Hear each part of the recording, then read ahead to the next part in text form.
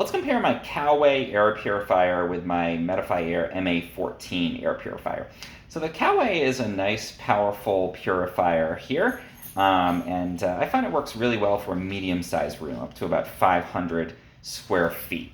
And it's a HEPA filter. It does have a air quality monitor, which is nice, so it detects the quality of the air in your house.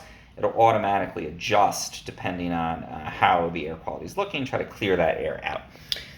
Basic controls on the top, very simple, very straightforward to use, and again works well for those medium-sized rooms. Now the MA-14, on the other hand, is a small air purifier.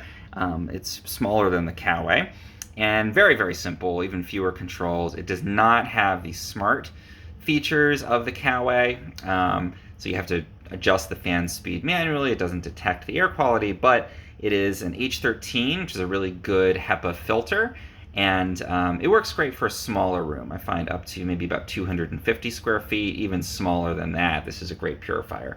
So I find that the Medify Air MA-14 works best for a kid's room or an office, something that's on the smaller side.